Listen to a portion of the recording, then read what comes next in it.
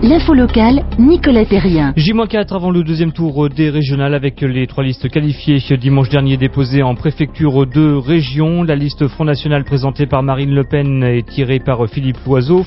Centre Val-de-Loire, la Renaissance conduite par Philippe Vigier avec le soutien des Républicains de l'UDI et du Modem. Et à fond ma région avec François Bonneau soutenu par le PS et Europe Écologie Les Verts.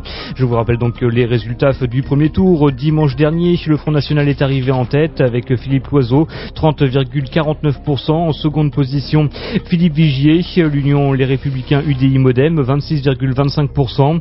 Le socialiste François Bonneau en troisième position, 24,31%. Europe Écologie Les Verts, Charles Fournier, 6,6%. Le Front de Gauche de Nicolas Sansu, 4,59%. Debout la France, Alix Panlou, 4,58%. Et referme la marche Lutte ouvrière avec Farid Mekdoud, 1,7%. Et 1,48% pour Thierry Fouquiau de l'UPR. Débat régional 2015 avec les têtes de liste qualifiées pour le second tour dimanche prochain. C'est en compagnie de Pascal Gaultier. Bonjour Pascal. Bonjour Nicolas, bonjour à tous. Bienvenue sur Plus FM pour le débat du second tour des élections régionales. Il y aura dimanche prochain, 13 décembre, une triangulaire et nous accueillons ce matin les 3 chefs de file départementaux des listes qualifiées pour le second tour. Michel Chassier pour le Front National. Bonjour Michel Chassier. Bonjour. Marc Grécourt pour le Parti Socialiste, allié aux écologistes et soutenu par le Front de Gauche. Bonjour Marc Grécourt. Bonjour Pascal et bonjour aux auditeurs. Et Guillaume Pelletier pour l'Union Les Républicains UDI Modem de la droite et du centre. Bonjour Guillaume Pelletier. Bonjour à tous. Bienvenue sur Plus FM à tous les 3. Merci d'avoir accepté ce débat qui vous donne l'occasion ce matin d'évoquer les enjeux de ce second tour, de confronter vos programmes et vos points de vue pour le développement de la région Centre-Val-de-Loire, et puis évidemment de convaincre et mobiliser les électeurs pour le deuxième tour dimanche prochain. Alors on a évidemment depuis dimanche largement commenté les résultats du premier tour. Au cœur de cette campagne du deuxième tour, qu'est-ce qui nourrit aujourd'hui vos espoirs de victoire pour dimanche? Quel ralliement, quelle mobilisation pour l'emporter? Marc Grécourt.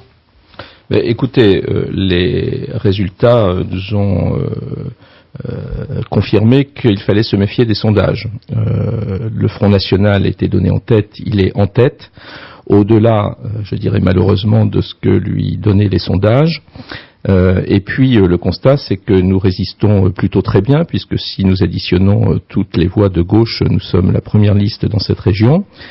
Et que la droite, la liste de droite du Modem et de la droite extrême arrive en deuxième position, mais loin derrière ce que lui laissaient penser les sondages, et notamment sur ce département. Donc c'est plutôt une inquiétude face au niveau du Front National, mais une espérance pour la gauche et tous les démocrates qui se retrouvent dans nos valeurs de solidarité, de respect, d'ouverture, pour être en capacité de l'emporter demain.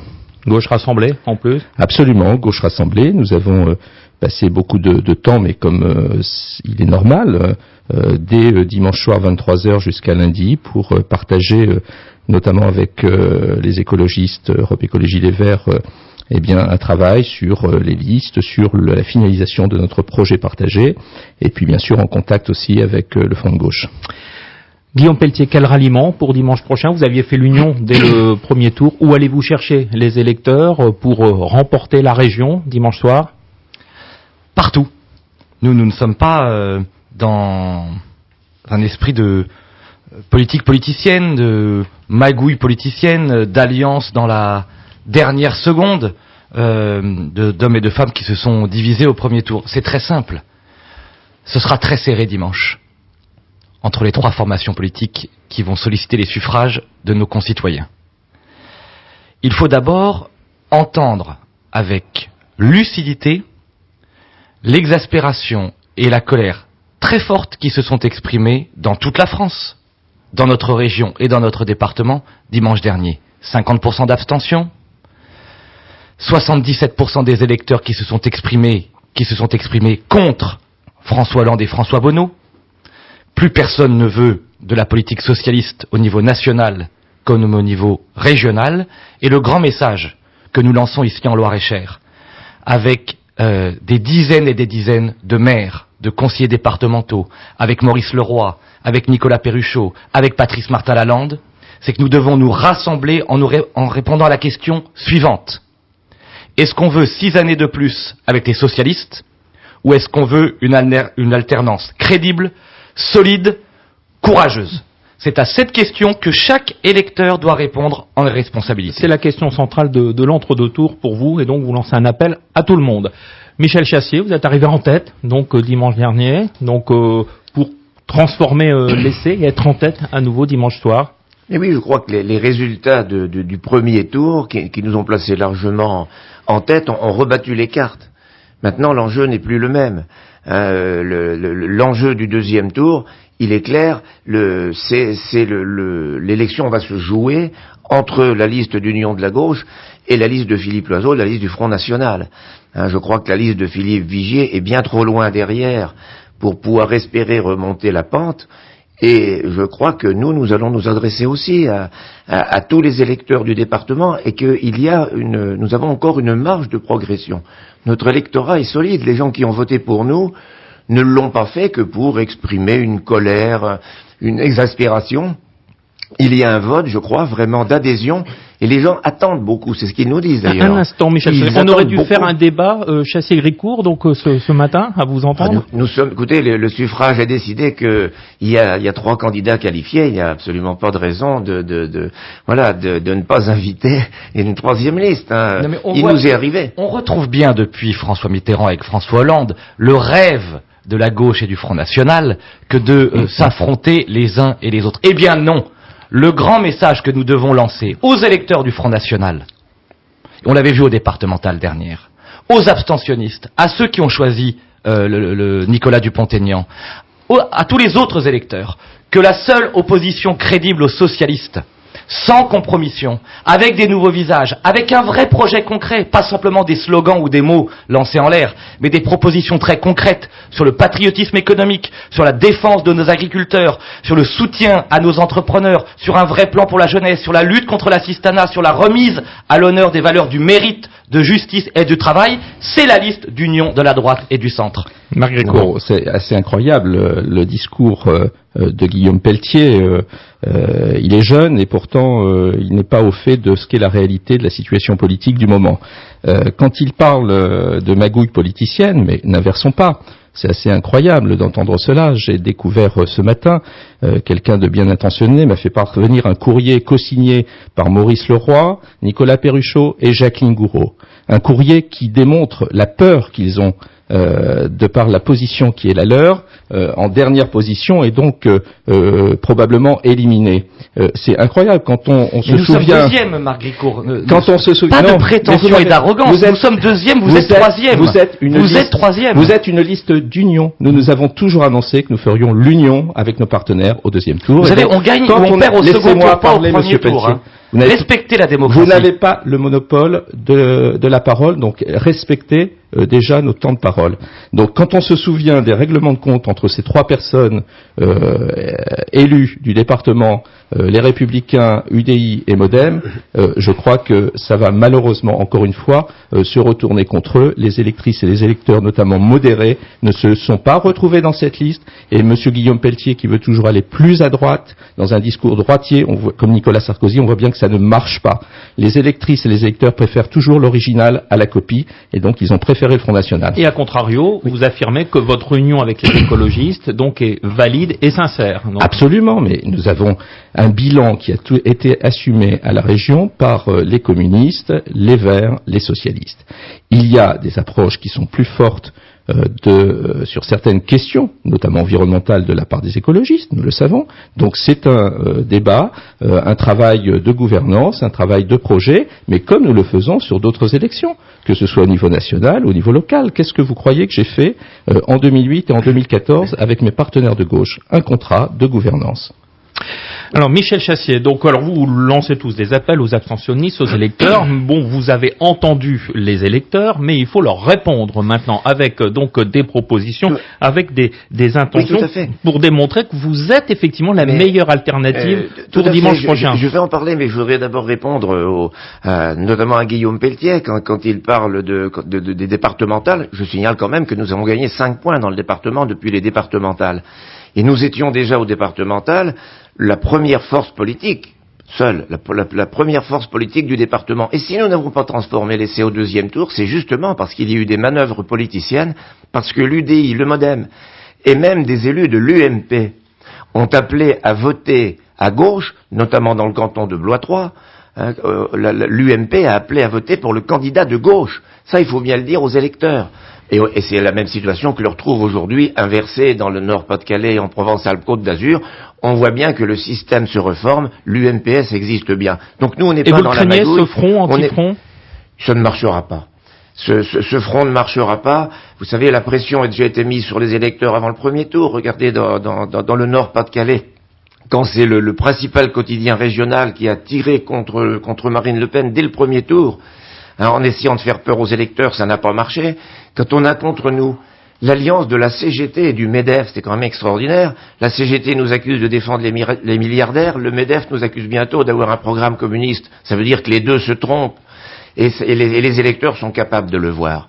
Les électeurs ont fait la distinction, et ce qui a fait l'échec d'ailleurs de la liste de Philippe Vigier, c'est que les gens ne sont pas retrouvés. C'est bien joli de faire des promesses d'ailleurs dont on ne sait pas comment elles seraient financées, mais surtout, cette liste était l'union des contraires. Moi, je connais des élus du MoDem qui, dès le premier tour, m'ont dit qu'ils n'allaient pas voter, qu'ils n'ont pas voté pour la liste de Philippe Vigier. Et ça risque de s'accentuer au second tour. Au second tour, voyant que cette liste est arrivée en 3e position, je pense qu'il y a des élus du centre et du MoDem qui vont plutôt voter à gauche et au contraire des électeurs de la droite qui vont voter pour le Front National. Les électeurs du MoDem se confient à vous. Je pense que l'électorat ne s'est pas éclaté. Guillaume Pelletier. Bon, on voit vraiment que ce système est dépassé.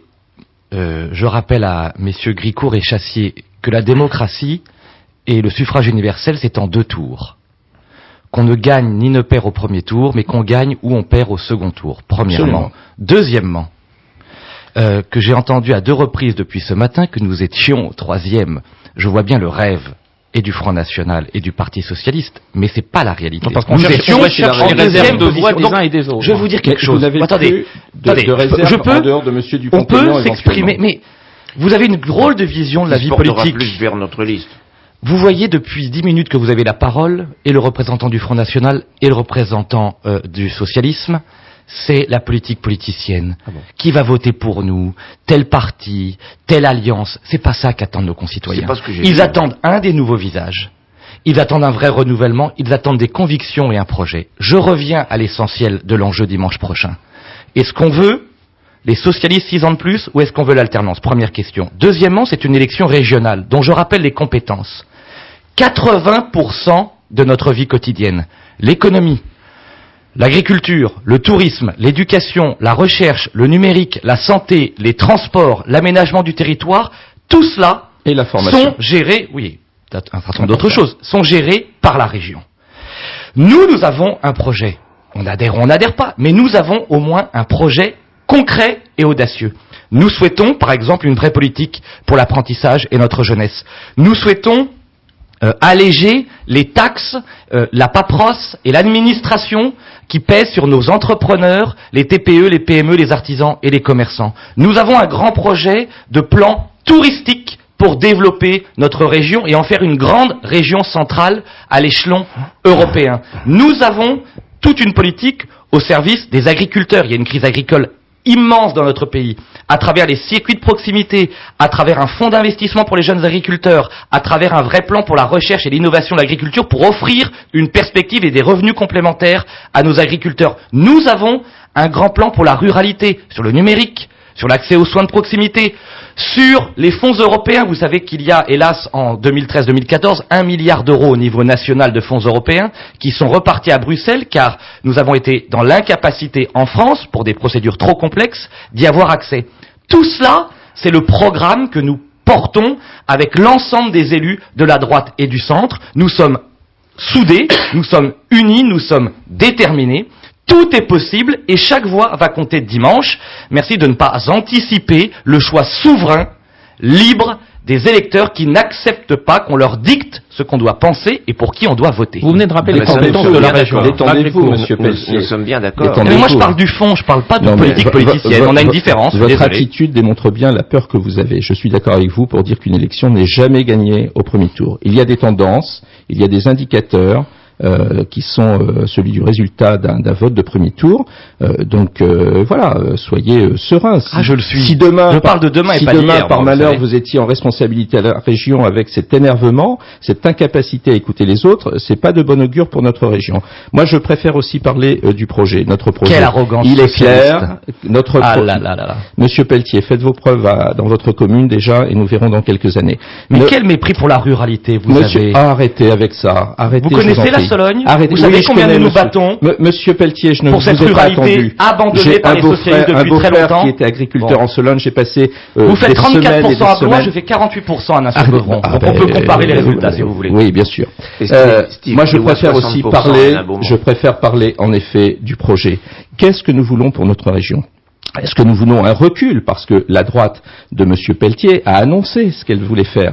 Elle l'a annoncé à la région ces derniers mois, ces dernières années, dans des votes contre, dans des propositions budgétaires avec des baisses de budget à l'éducation, dans le monde associatif, à la culture. Donc c'est ça qu'il faut rappeler. Donc que M. Pelletier ne fasse pas croire qu'ils ont un projet qui va répondre aux attentes de nos concitoyens, c'est faux.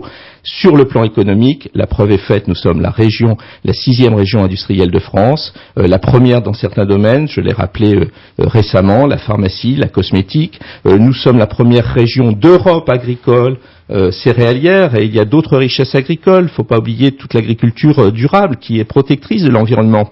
Et dans cette période de la COP21, comment ne pas parler de cette agriculture qu'il faut conforter, qu'il faut renforcer?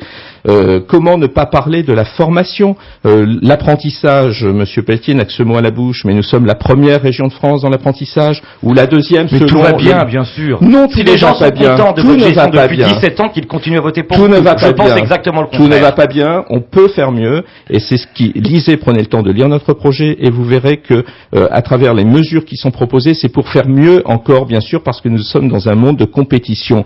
Mais M. Pelletier voudrait, comme le Front National, nationaliser le débat et tromper les électeurs en les éloignant de ce que sont à la fois les compétences de la région, la réalité du bilan et le projet.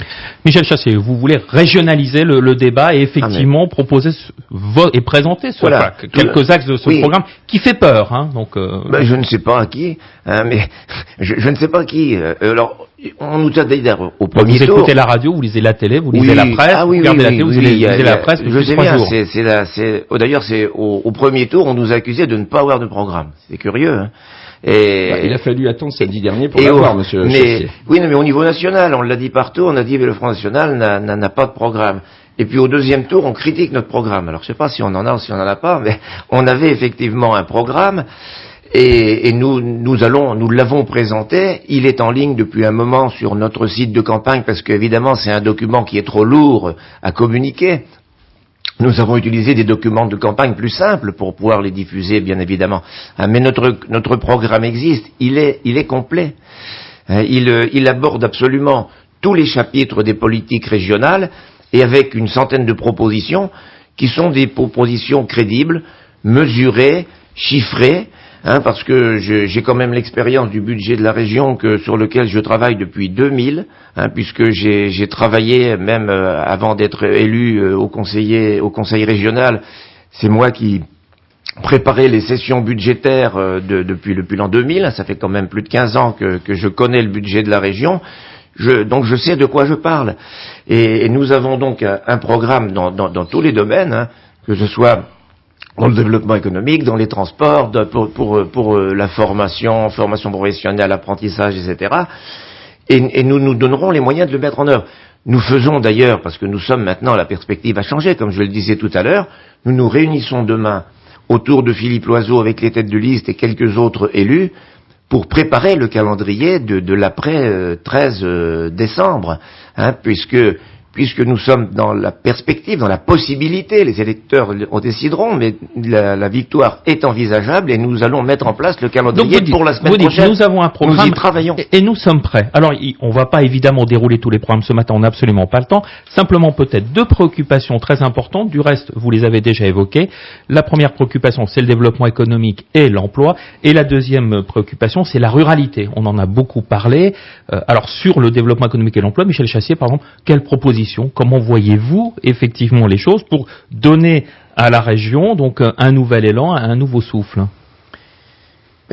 Il faudra, je pense, reprendre les dispositifs d'aide économique qui existent et surtout les orienter, ce que nous avons dit, prioritairement dans un premier temps, puisque vous savez que la compétence économique va venir, mais entièrement à la région. Bon, faudra discuter évidemment de la part qui restera quand même, je pense, au niveau local, parce que nous-mêmes, nous ne sommes pas partisans de cette compétence exclusive de la région. On sait bien que le développement économique se fait aussi avec les territoires. Mais donc, dans un premier temps, on l'a abordé dans notre présentation, il y aura une période de transition, puisque nous n'aurons les ressources correspondantes, les nouvelles recettes sur les entreprises, la CVAE, que en 2017. Donc en attendant, il faudra simplement réorienter des politiques et prioriser l'aide vers les PME, PMI, les TPE, les artisans, les petits agriculteurs, cibler ces professions, aider au maximum au maintien et à la reprise des entreprises. Et les thèmes se croisent quand on parle de la ruralité, parce que cette difficulté se trouve sur tout le territoire, mais particulièrement dans la ruralité. Il y a une vision territoriale. Mais privilégié aussi, puisqu'on sait que le budget sera quand même restreint. Nous, on ne fait pas de promesses en disant on va faire un plan de relance de 500 millions d'euros, on ne sait pas comment. On sait que ça, c'est irréaliste. Ce qu'on dit, c'est qu'on va cibler nos aides et privilégier, par exemple, les avances remboursables appuyées par la BPI plutôt que des subventions, parce qu'on sait que nos recettes seront limitées. Mais c'est surtout dans le ciblage des aides que cibler les aides pour être plus efficace. Alors, ce plan de relance de 500 millions, c'est vous qui le proposez, Guillaume Pelletier. Michel Chassé vous dit, il n'est pas crédible. C'est incroyable. Bon, j'ai pas entendu une idée là depuis 10 minutes de monologue. D'abord, moi je suis pas là pour juger le programme des autres. Le Parti socialiste a son programme et c'est son droit. Le Front National dit avoir son projet lorsque d'autres et c'est son droit. S'expriment. Oui, voilà, on a eu un long tunnel. Dans ce débat, et je note que quand vous avez posé des questions, quelle est votre proposition concrète sur le plan économique ou sur l'agriculture, la réponse c'est il faut soutenir l'économie et soutenir l'agriculture. Très bien, on est tous d'accord, mais concrètement, comment on fait puisque ça ne marche pas? Concrètement, nous pensons qu'il faut d'abord supprimer les normes régionales qui pèsent sur les entrepreneurs, premièrement. Deuxièmement, nous considérons qu'il faut réhabiliter une valeur depuis trop longtemps oubliée, le patriotisme économique, c'est-à-dire donner la priorité et l'avantage aux entreprises et aux PME de notre région Centre-Val de Loire sur l'accès au marché public. Dans le respect des règles de marché public. Il faut, oui, à travers les clauses de proximité proposé et prévu par le droit européen. Deuxièmement, une grande politique touristique. Nous pensons avec Philippe Vigier, avec Marc Fesneau, avec Maurice Leroy et Nicolas Perruchot, qu'il y a une possibilité énorme et considérable de création d'emplois et de richesses dans le domaine économique. On voit avec les zooparcs de Beauval, on voit avec Chaumont, Chambord et tant d'autres, patrimoines prestigieux. Nous avons pour ambition, à travers un grand spectacle populaire, à travers une mise en réseau, à travers une véritable stratégie internationale, l'objectif de créer 10 000 emplois non délocalisables dans le tourisme. Et puis enfin, évidemment, l'agriculture qui est centrale dans notre région. Les agriculteurs souffrent. Je pense entre autres aux jeunes agriculteurs. Nous mettrons en place une procédure de cautionnement des grands projets et des reprises d'exploitation par les jeunes agriculteurs. On sait que malheureusement le système bancaire aujourd'hui est à bout de souffle et n'accompagne pas les créateurs et les entrepreneurs. Et nous mettrons en œuvre les circuits de proximité pour que dans les cantines scolaires de nos écoles, de nos collèges, de nos lycées, nous puissions avoir un approvisionnement de produits locaux. Vous voyez bien, moi je ne suis absolument pas là et je respecte totalement c'est dans notre programme. Et le Front National et le Parti Socialiste, chacun a ses idées et ses convictions, mais nous, moi je pense qu'un débat démocratique apaisé et sain, c'est que chacun présente ses idées, sans juger d'ailleurs celles des autres, et c'est aux électeurs, souverainement et librement, de trancher. Magrécourt. Écoutez, sur le développement économique, risque de me répéter si les auditeurs m'ont entendu avant le premier tour. C'est dans notre projet la prévision de doublement du budget dédié à l'innovation dans les PME, puisque nous savons que c'est là où il y a le plus de recherche, d'innovation et de capacité à créer de l'emploi demain. C'est accompagner 200 créateurs de start-up par an. C'est le maintien de toutes les aides au monde associatif. Je rappelle que 10% de l'emploi salarié est dans le monde associatif. associatif, c'est 30% de nos aides économiques qui seront orientées vers l'économie solidaire, c'est 100% des communes, c'est aussi matière à maintenir l'emploi dans le milieu rural, 100% des communes qui seront connectées à la fibre optique d'ici 2020, et là on ne peut pas dire que la ruralité a été oubliée. C'est une mobilisation en faveur de l'agriculture, mais pas n'importe quelle agriculture, puisque l'agriculture céréalière de Beauce est très aidée par l'Europe. Donc il faut accompagner l'agriculture durable et elle porteuse d'emplois pour aussi préserver notre santé et l'environnement.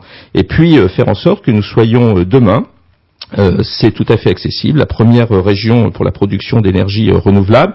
Nous savons aussi que dans ce domaine, c'est une source d'emploi important.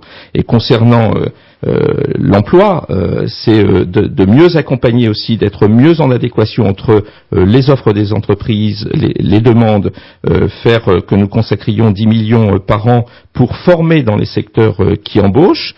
Et puis, je n'oublie pas non plus la prime maintenu pendant 1 an pour tout employeur, et ça concerne surtout l'artisanat, qui recruterait en CDI son apprenti. Et pour avoir approché beaucoup d'artisans ou de PME dans cette période, c'est une mesure qui les intéresse évidemment et qui peut permettre l'embauche de beaucoup de jeunes. Alors il y a un autre thème, c'est la ruralité. Effectivement, vous êtes moins fort. Ça c'est vous qui le dites. En milieu rural. On n'a pas. Si on observe les résultats des élections, vous tirez plus votre épingle du jeu en milieu urbain. Ah oui, sur le plan électoral. C'est simplement l'analyse des résultats. Quelles propositions sont pour la ruralité, pour l'équilibre des territoires, la justice entre les territoires? Je crois encore une fois que, de mon point de vue, malheureusement, le vainqueur de cette élection, il faut le rappeler, c'est l'abstention. Malheureusement. Donc l'objectif est de ramener aux urnes des citoyens qui se sont abstenus.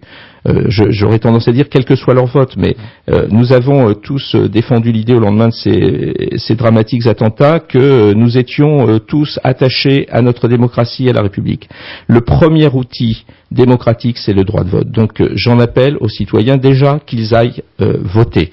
Et puis ensuite, tout le monde est d'accord à eux, en conscience, de faire un choix. Donc sur la ruralité, c'est plus lié à des questions sociologiques. Et là aussi, c'est le Front National qui tire son épingle du jeu dans le monde rural. Mais c'est j'allais dire, une dynamique qui s'est engagée depuis quelques années.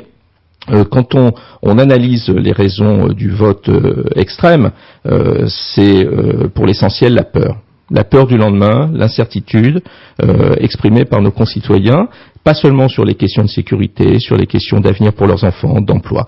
Donc c'est là aussi où il faut regarder chacun des programmes et essayer en conscience d'analyser quel est le programme qui semble le mieux répondre à ces préoccupations et en capacité de nous préparer pour l'avenir. Donc la ruralité, c'est une préoccupation de tous. Il ne faut pas oublier non plus l'urbain, puisque c'est là où nous avons l'essentiel de l'activité économique, industrielle, c'est là où nous avons les services, c'est là où nous avons les filières d'enseignement supérieur, c'est là où nous avons les lycées, c'est là où nous avons la concentration de la plus forte activité associative, culturelle, sportive, au profit de tous les territoires, même ruraux. Mais la ruralité n'a jamais été oubliée. Quand on voit que sur 1800 communes, 1100 communes ont été aidées sous la mandature, les mandatures socialistes pour les cœurs de village, quand dans le programme d'accompagnement de la fibre optique, l'installation de la fibre optique, qui n'est pas une compétence de la région met 175 millions d'euros, pendant que les 6 départements mettent à eux 6 le même montant.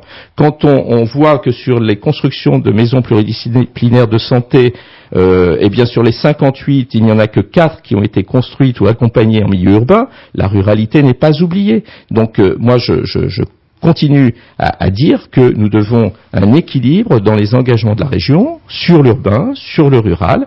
C'est ça qui me préoccupe personnellement. Guillaume Pelletier, sur la ruralité, vous êtes le maire d'une commune rurale, président d'une communauté de communes rurales. Il y a évidemment plein de priorités. On a évidemment, je pense ici tous un point commun, c'est qu'il y a, c'est pas même pas le droit de vote, c'est le devoir de voter. Quand on voit la chance que nous avons de vivre en liberté dans une démocratie, quand on voit que des barbares tentent d'abattre cette liberté et ce trésor précieux, il faut que nos concitoyens se mobilisent, là encore librement, et chacun en exprimant fondamentalement son choix et sa confiance en l'avenir. Mais on ne peut pas négliger ce vote, et je répète et je rappelle avec fermeté et gravité que celles et ceux qui ne votent pas ne peuvent pas ensuite contester et critiquer un système qu'ils ont eux-mêmes abandonné. On est tous responsables. Il y a des hommes et des femmes qui, il y a des décennies, ont donné leur vie pour que nous puissions aujourd'hui débattre librement les uns et les autres. C'est trop grave ce qui se passe. Donc je lance vraiment un appel à cette mobilisation. Sur le fond de la ruralité, il y a évidemment 1000 priorités. Mais il y en a 3 principales. La première, évidemment, c'est le développement économique. Là encore. 63% des habitants de la région Centre-Val de Loire vivent dans une commune de moins de 10 000 habitants, qu'elle soit périurbaine ou rurale. Moi, je préside un écoparc, une pépinière d'entreprises au cœur de la Sologne. 9 nouvelles entreprises qui se sont installées en 2015. 220 salariés du privé en pleine ruralité, aujourd'hui, parce que on a libéré les énergies, l'oxygène de l'administration, de la paperasse, d'une fiscalité très lourde, locale, nationale, régionale, qui pèse depuis trop longtemps sur celles et ceux qui veulent créer. Donc tout un plan au service des pépinières d'entreprise. En lien d'ailleurs avec les collèges, les lycées, l'apprentissage et l'alternance. Nous avons une conviction très forte, c'est que l'apprentissage, c'est que l'orientation dès le collège, c'est une filière d'excellence et c'est pas une voie de garage. Et nous aurons au niveau régional, avec Philippe Vigier et Marc Fesneau, une vraie vision, une véritable autorité sur le sujet, parce que on a une conviction forte. Il y a, vous en parliez Marc Gricourt, la peur bien sûr du lendemain pour un certain nombre de nos concitoyens. Il y a aussi notre responsabilité de réhabiliter des valeurs oubliées. Pour moi, la valeur principale, s'il y en avait une en France à retenir, c'est la méritocratie, c'est le mérite. C'est cette idée assez simple qui veut dire que, quel que soit votre statut social, votre religion, le niveau social de vos parents, le lieu où vous êtes né, vos croyances, si vous travaillez, si vous accrochez, si vous faites des efforts, alors vous serez récompensé. Si à l'inverse, vous fraudez, vous contournez le système, vous ne faites aucun effort, vous serez sanctionné. Le mérite face à l'assistanat, le travail mieux récompensé que celles et ceux qui ne font pas d'efforts. Aide-toi et la région t'aidera. Exactement, c'était l'un de nos slogans avec Philippe C'est Vigier. privilégier ceux qui réussissent et oublier l'égalité de chances pour le plus grand nombre. Je pense, franchement, Marc C'est ce qui nous Gricourt... différencie. Non, mais je pense, je vous le dis. Ça n'évite pas de reconnaître ceux qui réussissent. Mais nous avons une approche plus égalitaire pour donner la même chance à tous, quelle que soit leur origine, leur territoire. Mais laissez-moi juste finir sur le... Non. Moi, je ne crois pas à l'égalitarisme, mais chacun doit avoir la même chance. Et je dirais même plus que dans les quartiers populaires comme dans le monde rural, il faut donner sans doute un peu plus à ceux qui ont moins. Mais à la condition, c'est le grand drame français, que quand vous travaillez, vous vous accrochez, et encore plus quand vous avez moins reçu, eh bien vous soyez récompensés à la hauteur de vos efforts. Oui, pourquoi tant de jeunes C'était le slogan de Nicolas Sarkozy, votre mentor, travaillez plus pour gagner moins. Mais Marc Gricourt, vous revenez systématiquement au passé ou à la politique. Vous êtes en contradiction. Mais non, attendez, est-ce qu'on peut finir? Vous êtes en contradiction. Vous avez à noter que sur vos idées, personne n'a interrompu personne. Je crois que le débat des convictions, s'il se présentait de manière saine, on y gagnerait tous. Parlons du fond. Moi, je suis pour la méritocratie et pas pour l'assistanat. Je suis pour le soutien aux entrepreneurs plus que pour les emplois aidés et publics. C'est des convictions et des débats. Deuxièmement, la santé. On a une problématique d'accès aux soins. On a une vraie différence.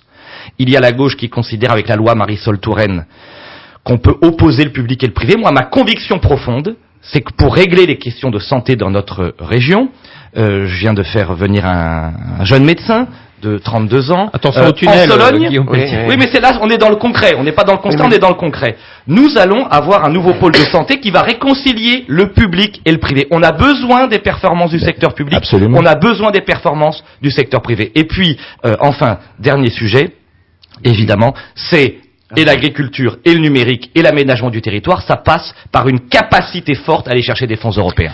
Michel Chassé, c'est en milieu rural. Vous avez obtenu les plus gros scores. Vous avez évoqué les territoires oubliés, effectivement. Oui, c'est une réalité. C'est pas seulement un sentiment. C'est une réalité que l'on retrouve dans les politiques à tous les niveaux. L'échec des politiques menées est là, à vos yeux? Oui, je crois, parce qu'on nous dit il y a eu des politiques dans les territoires ruraux, et c'est vrai qu'il y a des contrats de pays, qu'il y a des contrats de villes moyennes.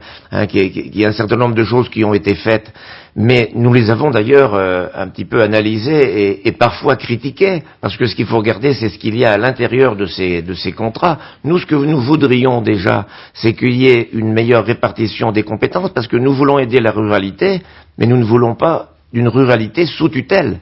Parce que c'est ce qui est en train de se passer aujourd'hui. C'est la région qui va décider pour la ruralité, ou les grandes communautés, à 105 communes comme on veut faire dans le Vendômois, et on voit que la majorité des petites communes refusent.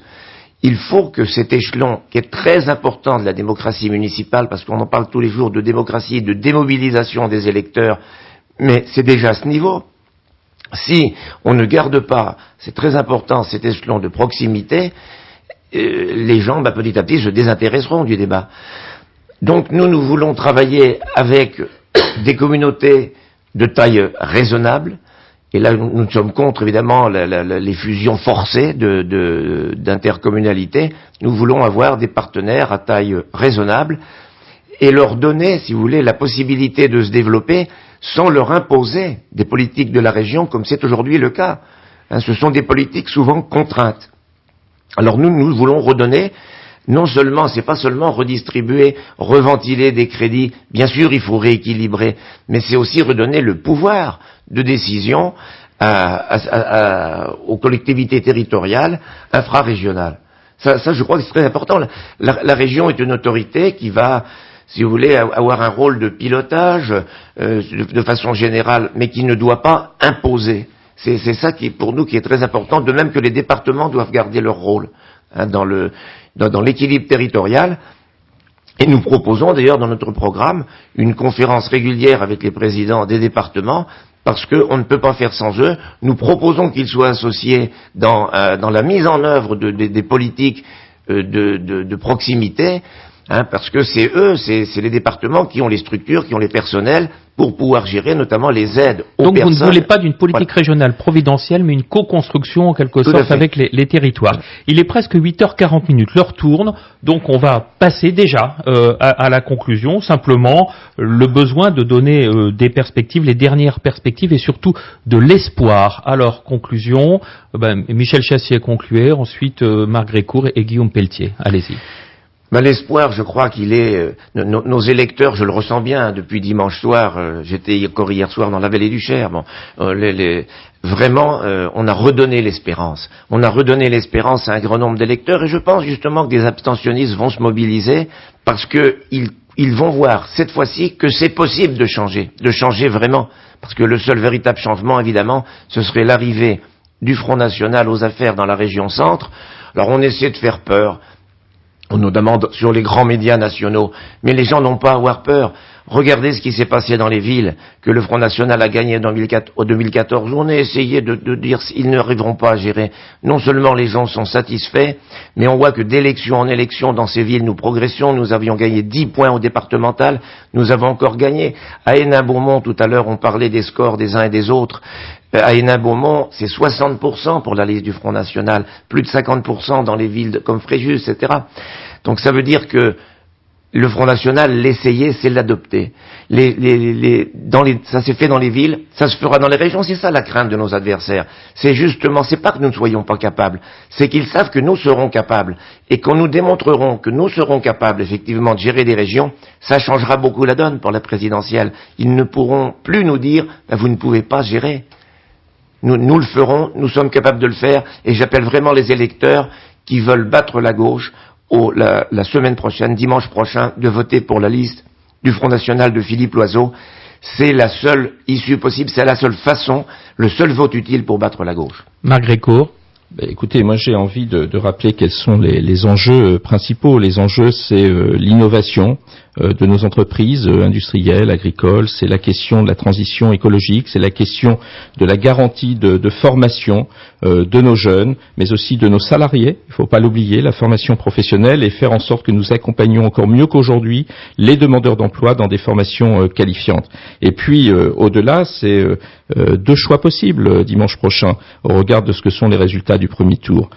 Clairement, je crois que le choix, c'est ou Philippe Loiseau président de la région demain? Est-ce que nous voulons un président Front National et une majorité Front National dans cette région, ou est-ce que nous voulons un démocrate ouvert, tolérant, en capacité de rassembler largement, au-delà de la gauche, tous les démocrates qui ont envie déjà de se respecter, qui ont envie d'avoir une ambition pour notre région, une ambition encore plus forte qu'elle ne l'a été ces dernières années, et gouverner en se respectant. Je crois que si je suis ici, c'est aussi pour faire en sorte que demain, à la région, si j'ai la chance d'être élu aux côtés de François Bonneau, de pouvoir mettre en place à la région la façon de gouverner qui est la mienne dans cette ville, en respectant les oppositions, en les associant, en essayant de partager des projets et en respectant nos concitoyens.